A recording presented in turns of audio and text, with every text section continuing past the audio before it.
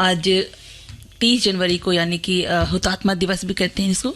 तो आज हम महात्मा गांधी जी को भावपूर्ण श्रद्धांजलि देते हुए देश भर में शहीद दिवस के रूप में आज उनको याद कर रहे हैं। और शहीद दिवस को लेकर अक्सर कुछ असमंजस की स्थिति भी बन जाती है, क्योंकि भारत में शहीद दिवस 2 बार मनाया जाता है, और 1 जनवरी में और दूसरा मार्च में। 30 जनवरी को अहिंसा और शांति दिवस के रूप में भी मनाया जाता है, और इस दिन पूरे देश में स्वतंत्रता के संग्राम में हमारे नायकों की बहादुरी और निस्वार्थ बलिदान को याद करते हुए विभिन्न समारोह और कार्यक्रमों का आयोजन किया जाता है। और इस दिन गांधी जी को श्रद्धांजलि अर्पित करते हैं। उनकी शिक्षा, अहिंसा के सिद्धांतों पर लोग जगह जगह कुछ कार्यक्रम आयोजित करते हैं, जहां पे अपने वक्तव्य देते हैं और शांति और सहिष्णुता के उनके संदेश को ज्यादा से ज्यादा लोगों तक पहुंचाने के लिए, फैलाने के लिए कार्यक्रम आयोजित किए जाते हैं। और इस पवित्र दिन पर पूरा देश उन अनगिनत लोगों को याद करता है जिन्होंने ब्रिटिश औपनिवेशिक शासन के खिलाफ संघर्ष के दौरान और न्याय, समानता और मानवाधिकारों के लिए अपने प्राणों के बलिदान दिए। बिल्कुल। और आज उनको याद करते हुए हम 2 मिनट का मौन भी रखते हैं। और साथ ही एक हमारे श्रोता हैं जो लिखते हैं कि दे दी हमें आज़ादी बिना खड़ग बिना ढाल, उस साबरमती के संत महात्मा गांधी जी की पुण्यतिथि पर उन्होंने श्रद्धांजलि अर्पित करी है, और कहते हैं कि उन्होंने प्राकृतिक संसाधनों पर आम आदमी के अधिकार को स्थापित करने के लिए अभूतपूर्व तरीका अपनाया, जिनमें नमक बुनियादी और प्राथमिक है। अंग्रेजों ने बनाए हुए नमक कानून को तोड़ने के लिए उन्होंने साबरमती से दांडी तक मार्च किया था। ये जगह गुजरात के नवसारी के पास दांडी गांव समंदर तट पर स्थित है। वहां पर गांधी मेमोरियल म्यूजियम भी बनाया गया है। पिछले साल उन्होंने वहां पे गए का स्वर था, साहिल लुधियानवी की रचना थी। और आरती जी, कहाँ गुम हैं आप? घूमने चलना है कि नहीं? घूमने के ख्यालों में गुम हूं। मतलब मन में ख्याली पुलाव बना रही है? बिल्कुल बिल्कुल। सोच कैसे जाऊं, वहां पे कैसा मौसम होगा, क्या क्या नजारे देखने को मिलेंगे। और ये सर्दियों का मौसम है, तो जो पहाड़ों पर गुनगुनी धूप होती है बड़ी अच्छी लगती है। और कभी धूप तो कभी छांव, ऐसे होता है कि अभी यहाँ थोड़ी दूर धूप दिखाई दे रही, थोड़ी देर बाद देख रहे हैं तो छांव है। बस ऐसा लगता है हम किसी जादुई दुनिया में आ गए, नहीं? हाँ, तो चलिए फिर जादुई दुनिया की सैर कर लेते हैं। आज हम अपने श्रोताओं को माथेरान की सैर करवाने वाले हैं, जो महाराष्ट्र में है। माथेरान का अगर शाब्दिक अर्थ देखें तो वो माथे पर स्थित अरण्य का जंगल। माथेरान महाराष्ट्र में पश्चिमी घाट के सह्याद्री पहाड़ी श्रृंखला में बसा एक छोटा सा हिल स्टेशन है। ये जगह दुनिया की उन गिनी चुनी जगहों में से एक है जहां खतरनाक रास्ते होने के कारण गाड़ी ले जाने की इजाजत नहीं है, और इसीलिए वहां पर प्रदूषण भी ना के बराबर है। बिल्कुल, बहुत अच्छी। इसी वजह से लोग जाना भी ज्यादा पसंद करते होंगे वहां पे। और यहाँ घूमने के लिए बहुत अच्छी चीज है ममता जी, टॉय ट्रेन। क्या बात है, बैठते ही बिल्कुल। और जब टॉय ट्रेन में बैठते हैं ना, तो टॉय ट्रेन जब माथेरान के रास्ते से जब गुजरती है ना, तो बहुत पतले पतले सकरे रास्ते हैं और ऊंचे ऊंचे पहाड़, तो झरने बह बह के आते रहते हैं। तो हम सब टॉय ट्रेन से हाथ बढ़ा के पानी हथेली पर रोकने की कोशिश करते हैं। हालांकि वो थोड़ा सा खतरनाक भी होता है, लेकिन रोमांचक जगहों पे ऐसे रिस्क सभी लेते हैं। ऐसी जगह जा रहे हैं तो थोड़ा सा रोमांचक करना भी चाहिए। और मेरा तो टॉय ट्रेन का नाम मतलब अगर मैं सुन लेती हूँ तो खुश हो जाता है दिल। ऐसा लगता है कि बस बैठ जाऊं वहां पे जाके जल्दी से। और लेकिन यहाँ कहानी में थोड़ा सा ट्विस्ट है। वो ये कि ट्रेन जो है वो ऊंचे पहाड़ों के किनारे बेहद कठिन रास्तों से होकर गुजरती है, और ऐसे में टॉय ट्रेन में बैठकर रोमांचक सफर के शौकीन लोगों के भी पसीने छूट जाते हैं। और माथेरान में दस्तूरी पॉइंट से आगे किसी भी वाहन की ले जाने की अनुमति नहीं है, और यहाँ से पर्यटक पैदल, पालकी से या टट्टू से करीब 2.5 किलोमीटर का रास्ता तय करते हैं। और रास्ते में बहुत सारे खूबसूरत नजारे देखने को मिलते हैं। प्रकृति के इतने खूबसूरत रूप छटा को देखकर ऐसा लगता है कि किसी दूसरी ही दुनिया में हम आ गए हैं। और माथेरान घूमने जा रहे हैं तो लिस्ट में चारलोट झील के साथ हिल व्यू पॉइंट का नाम जरूर शामिल कर लें, और अपनी आंखों के कैमरे से दिल की मेमोरी कार्ड में इन खूबसूरत दृश्यों और पलों को कैद कर लें। आरती जी, एक जगह और है यहाँ पर, एक पॉइंट है इको पॉइंट।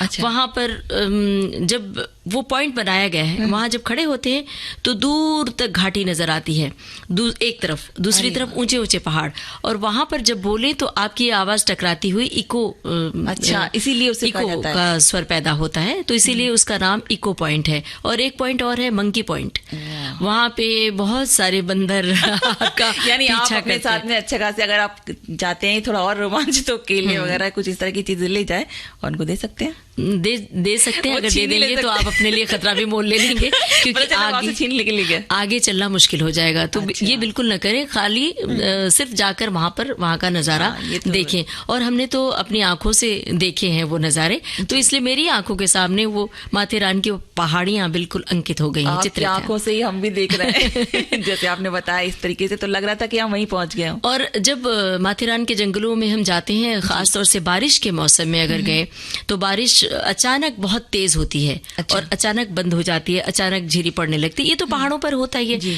लेकिन माथेरान में एक ऐसा समय भी आया था, बहुत तेज बारिश हुई और जंगल, घना जंगल, वहां कोई नहीं दिख रहा है, चारों तरफ घना अंधेरा हो गया। और हमें उस समय लगता है कि अब हम क्या करें, किधर जाएं, रास्ता नहीं सूझ रहा है और कोई गाड़ियां तो जाती नहीं है। सिर्फ इक्का दुक्का लकड़ी बीनने वाली औरतें होती हैं, वो आपको दिखाई देती हैं और उन्हें भी ठेठ मराठी भाषा में समझ पाती हैं बात और बोलती हैं। तो आपको वो रास्ता सुझाने, उनको पता होता है लेकिन रास्ता बता नहीं पाती हैं। तो इस तरह की मुश्किलें भी आती हैं। तो बेहतर होता है कि आप साथ में एक गाइड ले लें, तो ज्यादा अच्छा होता है। नहीं, बहुत जरूरी है। और आप बात कर रहे थे टॉय ट्रेन की, तो ये जो टॉय ट्रेन है वो वन क्षेत्र के बड़े क्षेत्रों में 20 किलोमीटर की दूरी को तय करती हैं और सवारियों को माथेरान बाजार के बीच बने रेलवे स्टेशन तक पहुंचाती हैं। और जरा कल्पना करके देखिए, जो टॉय ट्रेन का जो सफर है वो ऐसा लगता है मानो हम बन गए हो गुलिवर और लिलीपुट की किसी ट्रेन में बैठकर निकले हो किसी बहुत ही रोमांचक सफर पे। और ये ट्रेन जो है वो बेहद घुमावदार रास्तों से होकर गुजरती है। उसे देखकर कभी तो रोमांच से चिल्ला पड़ते हैं, तो कभी खुशी से चिल्ला उठते हैं और खूब एंजॉय करते हैं। ऐसे रास्तों से ट्रेन चलाने को और रोज रोज ढेर सारे पर्यटकों को लुभावने सफर पर ले जाने के लिए ट्रेन के ड्राइवर को विशेष ट्रेनिंग भी दी जाती है। और इस रोमांच और खूबसूरती से भरे सफर में बादलों से घिरे पहाड़ और पहाड़ों से गिरते झरने, खूबसूरत झीलें, पार्क और बहुत सारे मनोरम दृश्य देखने को मिलते हैं। यहाँ का मौसम भी बहुत सुहावना रहता है, लेकिन हाँ, बारिशों के दिन में यहाँ आने से बचना चाहिए क्योंकि रास्ते बहुत फिसलन भरे हो जाते हैं, जैसे कि ममता जी ने बताया ही था अभी। लेकिन बारिश में जाने का एक अलग रोमांच भी होता है, क्योंकि जो पल पल परिवर्तित प्रकृति वेश वाली कविता है वो आपके जहन में कौंधती है, क्योंकि बार बार बारिश होती है, फिर एकदम बारिश गायब हो जाती है। हाँ, सावधानी जरूर बरतनी चाहिए। बिल्कुल। तो अगर तलाश है रोमांचक अनुभव की, तो पहले आपको यानी कि हम सबको मुंबई या पुणे पहुंचना होगा। वहां से रेल मार्ग, बस या टैक्सी से नेरल जंक्शन पहुंच सकते हैं और यहाँ से टॉय ट्रेन लेकर माथेरान पहुंच सकते हैं। तो बताइए कब निकल रहे हैं आप इस रोमांचक सफर पे? पहले तो इस भी हमारे श्रोताओं ने टॉय ट्रेन की सैर कर ली होगी। परिणीता फिल्म का गाना था, सोनू निगम और श्रेया घोषाल की आवाजें थी, स्वानंद किरकिरे के बोल थे, शांतनु मोहित्रा का संगीत था। और जब जब टॉय ट्रेन की बात आती है, तो अपनी सोच में गुम इसीलिए बैठी थी क्या? नहीं, गाना तो हम सुन रहे थे, सोच में हम इसलिए बैठे थे कि हम ये सोच रहे थे कि सोचे नहीं करे भी, ये हमने अपने श्रोताओं को बोला है और हमारे श्रोता लिख भी रहे हैं कि कर डालिए। तो हम ये जानना चाहते हैं कि सोचे नहीं तो करें क्या। तो आपने क्या किया? अब मतलब श्रोताओं से ये सवाल है कि वो बताइए कि आपने ऐसा कौन सा मौका आया कि आप सोचते रह गए और पल समय आपके हाथ से निकल गया और आप सोचते रह गए। तो वो घटनाएं आप बताइए। और हम अभी सोच रहे हैं कि स्वच्छता मेरी नज़र में, मुझे कुछ कहना है। हमारे श्रोताओं ने इतनी सारी बातें लिख डाली हैं कि हम वही उन तक पहुंचाना चाहते हैं। अच्छा। और जैसे कि हम सभी जानते ही हैं कि महात्मा गांधी ने स्वच्छ भारत का सपना देखा था, जिसके लिए वो चाहते थे कि भारत के सभी नागरिक एक साथ मिलकर देश को स्वच्छ बनाने के लिए काम करें। अगर बात अपनी करनी है तो हमारी नज़र में स्वच्छता के मायने बहुत बड़े हैं। स्वच्छता केवल अपने घर तक सीमित नहीं है, बल्कि हर साफ सुथरा, घर के बाहर भी आप साफ सुथरा रखें। और स्वच्छता जब कहीं बाहर निकले तो ये न सोचें कि अब हमारा कर्तव्य खत्म है और हम भूल गए। जी बिल्कुल। और बहुत बार देखा भी गया है कि बड़ी बड़ी गाड़ियों में बैठे लोग अचानक से मुंह बाहर निकालेंगे और कुछ पान थूकेंगे या कुछ इस तरीके से चीजें करते हैं। तो कुछ लोग खा पी कर रैपर या वहां सड़क पर डाल देते हैं और बहुत से लोग तो जनरल टॉयलेट का इस्तेमाल ऐसे करते हैं कि मतलब पता नहीं क्या बेकार सा चीज़ें अपने जाके वहाँ पे और गंदगी बाहर तक फैला के चले आते हैं। मतलब अपने घर के टॉयलेट को तो वो साफ रखते हैं, लेकिन जब बाहर अगर उन्हें कहीं इस्तेमाल करना पड़ता है तो वो वहाँ पर गंदगी फैला के आ जाते हैं। बिल्कुल सही बात है। और हमारे श्रोता भी बहुत जागरूक हैं। उन्होंने लिखा है कि मुझे कुछ कहना है। भाई, स्वच्छता और स्वच्छता का हम सबको ध्यान रखना चाहिए और ये हमारे शास्त्रों में भी लिखा गया है कि हम जहाँ रहते हैं वहाँ इसका साफ सफाई करना चाहिए। और एक श्रोता ने लिखा है कि बाहर स्वच्छता रखना ये हमारी नैतिक जिम्मेदारी है। घर में कूड़ा कचरा इधर उधर न डालें और कूड़ेदान में ही डालना चाहिए। घर में भी फर्नीचर पर धूल जमी हुई है उसे साफ करें। बाहर भी यही व्यवहार होना चाहिए। लोग केला खाकर छिलका सड़क पर फेंक देते हैं, ये नहीं सोचते कि किसी का पैर इस पर पड़ा तो वो गिर जाएगा। जी। और एक और श्रोता है जो एक श्रोता लिखते हैं कि स्वच्छ रहेंगे तो स्वस्थ रहेंगे। साफ सुथरा रहना सभी को पसंद है और ये हमें हमारी प्रकृति ने सिखाया है। वो भी अपने आप को सुंदर बना रही है। बसंत बहार के लिए तैयार हो रही है। 1.5 साल के मेरे नाती को दांत साफ करना सिखा रहे हैं हम। और बड़ा नाती कहता है कि ब्रश करो नहीं तो दांत में दर्द करेगा। शायद इसे ही संस्कार कहते हैं। साफ सफाई का संस्कार बचपन से ही पड़ जाए तो ये आजीवन चलता है। बिल्कुल सही कहा इन्होंने कि अगर हम साफ सफाई के बारे में बचपन से ही उस चीज को समझ लेंगे तो हम आगे भी उस चीज को चलाते हैं। और साथ ही हम ये भी कह सकते हैं कि जब भी कोई महामारी फैलती है तो इन्हीं कुछ वजहों से फैलती है। और क्योंकि जब हम साफ सफाई का ध्यान नहीं रखते हैं तो उसकी चपेट में पूरा देश दुनिया जाती है। हम चाहे अपने घर कितना भी चमका लें लेकिन जब हम बाहर निकलते हैं तो हम कुछ भी नहीं सोचते हैं साफ सफाई के बारे में। बिल्कुल। और सिर्फ अपने बारे में नहीं, पूरे देश को स्वच्छ बनाने के बारे में हम सबको सोचना होगा और गंभीरता से काम भी करना होगा, अमल भी करना होगा। तभी हम अपने देश को स्वच्छ भारत और अतुल्य भारत बना सकेंगे। हम जब अपने देश की तुलना बाकी देशों से करते हैं जो कि बहुत स्वच्छ और साफ सुथरे देशों की लिस्ट में आते हैं तो हमें कई बार गुस्सा भी आता है कि हमारे देश में सड़कें, यहाँ के जो जनरल टॉयलेट्स हैं वो इतने साफ क्यों नहीं है। प्राचीन विरासत की ओर देखें तो भी हमें इस पर गौर करना चाहिए। बिल्कुल। और गंदगी कचरा तो हम ही फैलाते हैं जगह जगह। और जब हम देख रहे हैं कि सड़कों पे जगह जगह डस्टबिन रखे भी होते हैं कहीं पे, लेकिन कचरा क्या होता है उसके बाहर पड़ा होता है। और अगर हम बीच पे घूमने भी जाते हैं तो एंजॉय करते हैं और खाने के बहुत सारे सामान इकट्ठा कर लेते हैं, खाते पीते हैं और सारे रैपर वहीं डालकर चले आते हैं। जबकि हम ऐसा कर सकते हैं कि अपने साथ जब भी हम कहीं जा रहे हैं बाहर, इस तरीके से खाना पीना भी अपने साथ में लेकर जा रहे हैं तो एक बैग एक्स्ट्रा रख लें। तो खाने पीने का जो रैपर है, जो भी चीज बची कुछ है वो उसके अंदर डाल लीजिए। और जब कहीं आपको डस्टबिन दिखाई दे आप वहां भी डाल सकते हैं उस चीज को। और स्वच्छता के संकुचित मायनों से बाहर निकलने और पूरे देश, पूरी दुनिया को अपना घर समझने के बाद ही हम स्वच्छता के सही मायने समझ सकेंगे।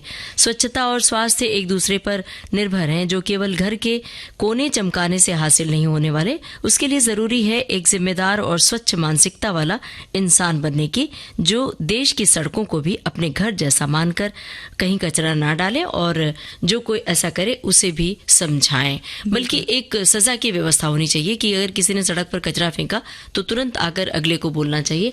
अब हमें चाहिए कि हम एक ब्रेक ले लें। सुन रहे हैं कार्यक्रम सखी सहेली और आरती जी सोच में डूबी हुई हैं इस समय। क्या सोच रही हैं? सोच नहीं रही हूँ मैं, ये जो श्रोताओं ने इतना अच्छा लिख के भेजा है वही पढ़ रही थी। तो एक हमारे श्रोता हैं जो कहते हैं कि मुझे कुछ कहना है। स्वच्छता मेरी नजर में ये है कि मेरी फितरत है कि मैं घर को स्वच्छ रखता हूँ, मन को स्वच्छ रखता हूँ, स्वच्छ कपड़े पहनता हूँ, गली मोहल्ले को स्वच्छ रखता हूँ, ट्रेन में गंदगी नहीं करता, गंदगी से मुझे नफरत है और घर में बिखरे हुए सामानों को भी मैं व्यवस्थित करके रखता हूँ। मुझे व्यवस्थित घर ही पसंद आता है।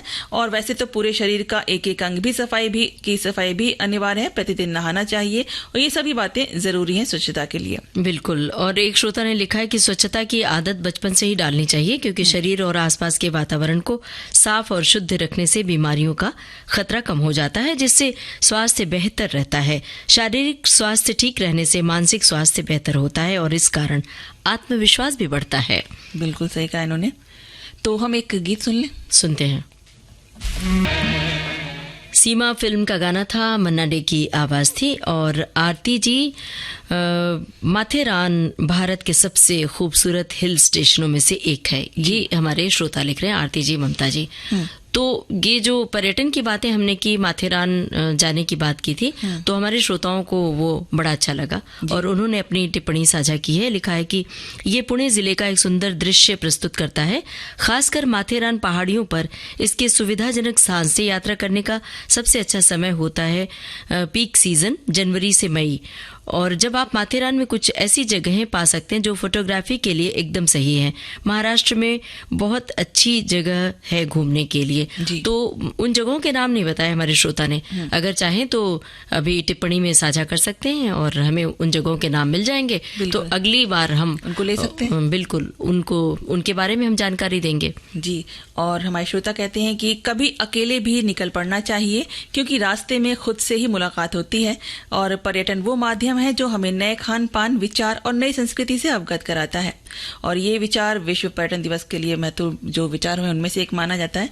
वैश्विक स्तर पर पर्यटन के महत्व को इसके सामाजिक, सांस्कृतिक, राजनीतिक, आर्थिक मूल्यों से के प्रति जागरूकता बढ़ाने के उद्देश्य से हर साल 27 ये मतलब इसको पर्यटन के लिए दिवस को मनाने के बारे में उन्होंने लिखा हुआ है। लेकिन अगर आपको पर्यटन के लिए जाना है तो कभी कभी ऐसा नहीं, जरूरी नहीं आप बहुत सारे लोगों को ढूंढें अपने साथ जाने के लिए।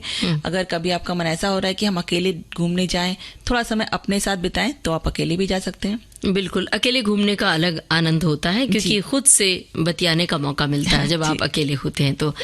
लेकिन इस समय मुझे एक बात बहुत बुरी लग रही है। अब क्या कहें, अब हमने तो एकदम से कसम खा ली है। ये जो सोचते रहने की आदत है ना, इसे छोड़ना होगा। अभी आपने भी बार बार हमसे पूछा क्या सोच रही हैं, क्या सोच रही हैं, तो मुझे भी बुरा लग रहा है कि क्या सोच रही हूँ। बार बार एक जरा सी बात में कि गाना सुनवाएं, कि हम बोलें बतियाएं, कि टिप्पणियां साझा करें, इसमें सोचने वाली कौन सी बात है।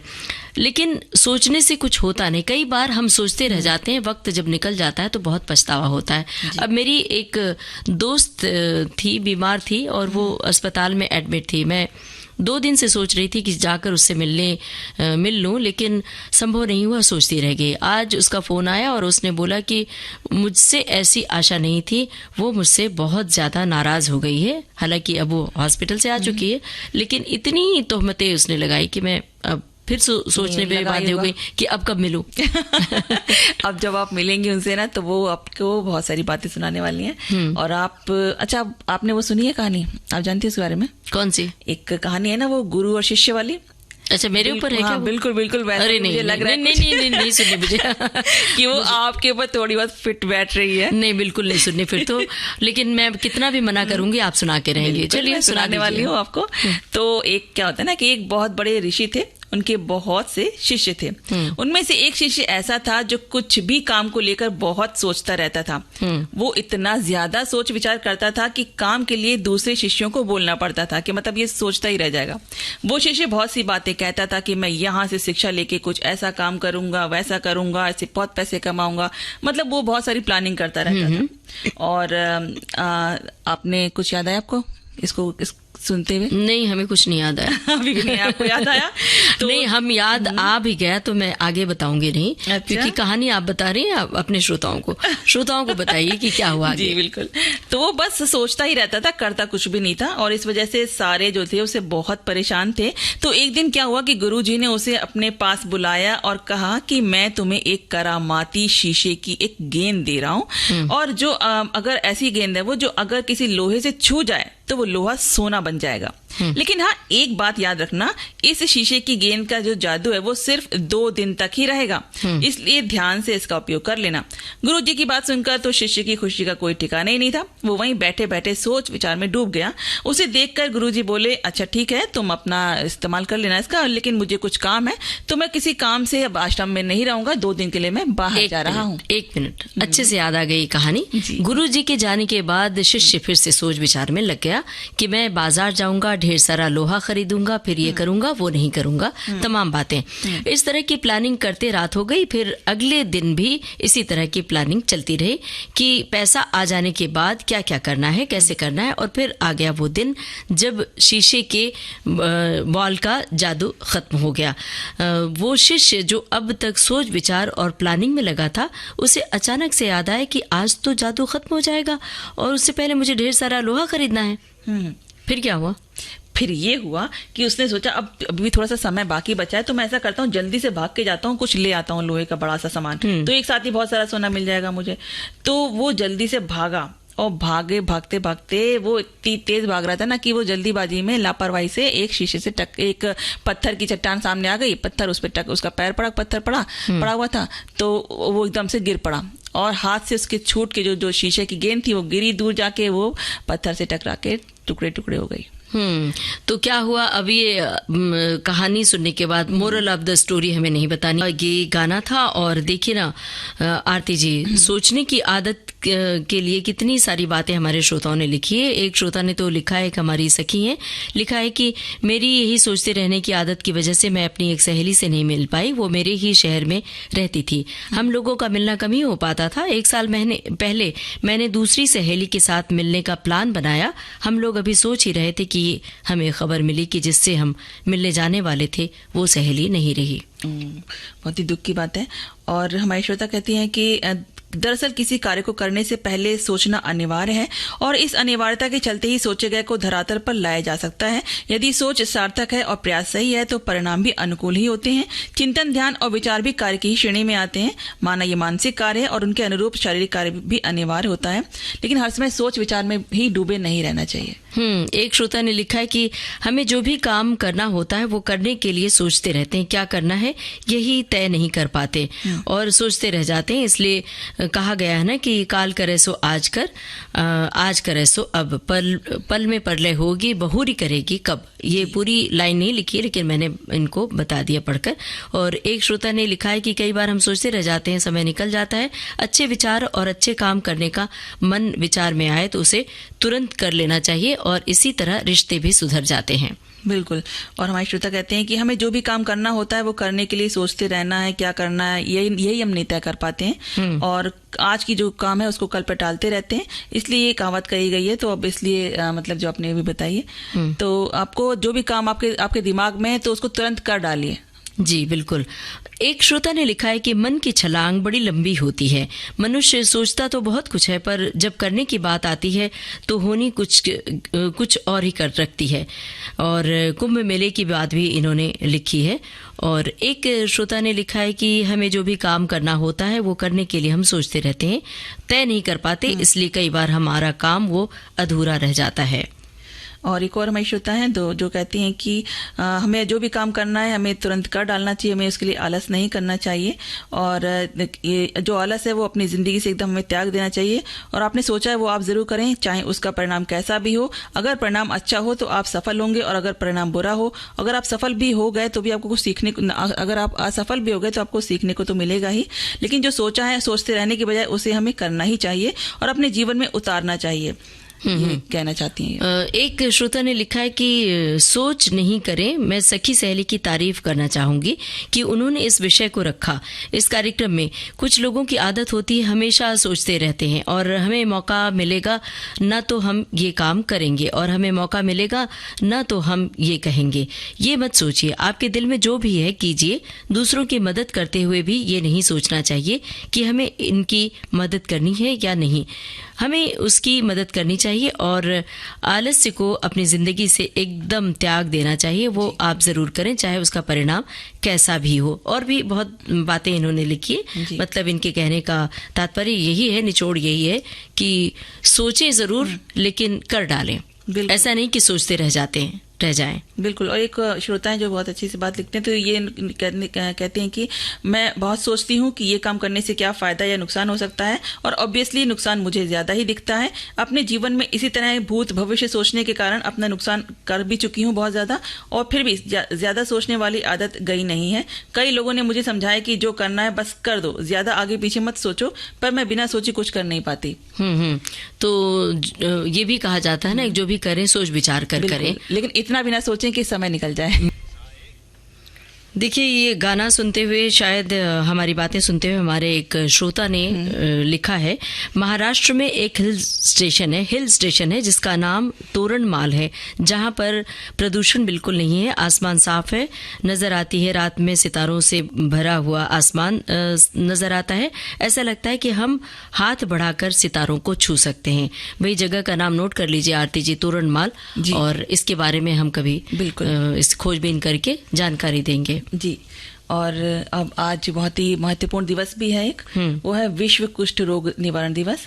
तो बीमारी चाहे कोई भी हो, लेकिन जब बीमारी का सामना करना पड़ता है तो बस ऐसा लगता है कि कोई हो जो हमारे साथ खड़ा हो इस समय में, हमारा साथ ना छोड़े और हमें एक आशा की किरण दिखाए, जिससे कि बड़ी से बड़ी बीमारी भी हमारे आत्मबल के सामने हार जाए। ऐसी ही एक बीमारी है जिसकी वजह से बीमार बिल्कुल अकेले छूट जाता है, और वो है कुष्ठ रोग, जिसे आमतौर पर हैंसन रोग के रूप में भी जाना जाता है। और माइकोबैक्टीरियम लेप्री के कारण होने वाला एक दीर्घकालिक संक्रामक रोग है, जो बैक्टीरिया का एक विशेष रूप है जो कि इंसान के तंत्रिका तंत्र पर हमला करता है। ये रोग बहुत ही समय लेता है ठीक होने में, और इसका इलाज लगातार करना होता है बिना रोके। ये रोग ज्यादातर हाथ, पैर और चेहरे को प्रभावित करता है। हाँ, इस रोग पर बहुत हद तक काबू पा लिया गया है, फिर भी कुछ भ्रांतियां, कुछ बातें ऐसी हैं जिसके निवारण के लिए, इस रोग के प्रति जागरूकता फैलाने के लिए 30 जनवरी को पूरे विश्व में कुष्ठ रोग निवारण दिवस मनाया जाता है। और अपने देश में महात्मा गांधी की पुण्यतिथि के अवसर पर ये इस दिन को याद किया जाता है, क्योंकि महात्मा गांधी कुष्ठ रोग के प्रति, निवारण के प्रति बड़े प्रतिबद्ध थे। इस दिवस को मनाने का उद्देश्य इससे जुड़े भेदभाव के विरुद्ध जागरूकता फैलाना है, और लोगों को ये बताना जरूरी है कि ये एक प्रकार के जीवाणु से फैलने वाला रोग है, जिसका इलाज पूरी तरह से संभव है, और ये छुआछूत का रोग नहीं है। इस साल यानी 2025 की विश्व कुष्ठ रोग निवारण दिवस की थीम है, एकजुट हों, कार्य करें, कुष्ठ रोग को खत्म करें। बिल्कुल, और ये थीम कुष्ठ रोग के बारे में जागरूकता बढ़ाने के साथ ही प्रभावित व्यक्तियों के सामने आने वाली चुनौतियों को उजागर करने और रोग को खत्म करने के लिए सहयोगात्मक कार्रवाई के उद्देश्य से काम करने के लिए प्रेरित करती है। विश्व स्वास्थ्य संगठन का एक कार्यक्रम है जो मुफ्त इलाज देता है, फिर भी बहुत से लोग उसका लाभ नहीं उठा पाते हैं। रोग से पीड़ित व्यक्तियों के साथ बहुत ही भेदभाव के कारण उसके निवारण में देरी और परेशानी आ सकती है, क्योंकि बहुत से लोग होते हैं वो समाज में बहिष्कार के डर से बताते भी नहीं है ये चीज, तो ये इस वजह से भी देरी हो जाती है, लेकिन उससे आपको परेशानी आ सकती है इलाज में। तुरंत कार्रवाई, इसके बारे में जागरूकता, रोकथाम, उपचार और रोग से प्रभावित व्यक्ति को सशक्त बनाने के उपाय, संक्रमण को रोकने और बीमारी को खत्म करने के लिए बहुत जरूरी है, जिसमें कि गैर सरकारी जो संगठन है वो शामिल होने चाहिए। सरकार और स्वास्थ्य जो सेवा दे रहे हैं वो संस्थाएं, सभी की बहुत जरूरी भूमिका रहती है इसमें। हमारे श्रोताओं की भी बहुत बड़ी भूमिका है इस कार्यक्रम में, सखी सहेली में, और हर जागरूक मुद्दे पर वो अपने विचार प्रकट करते हैं।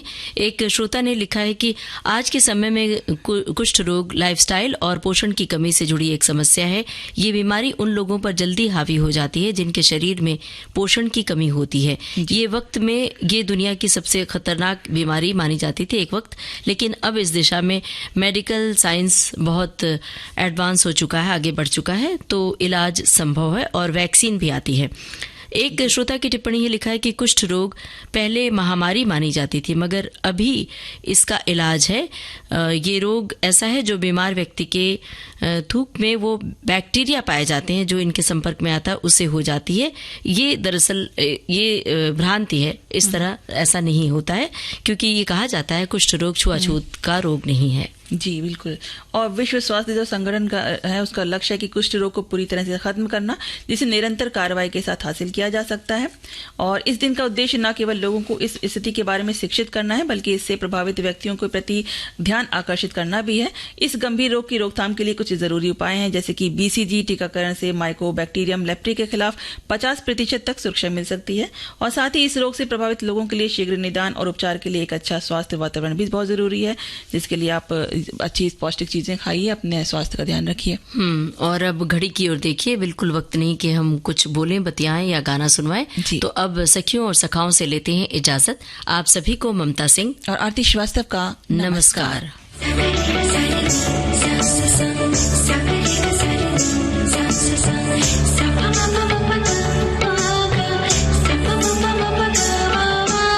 सखी सहेली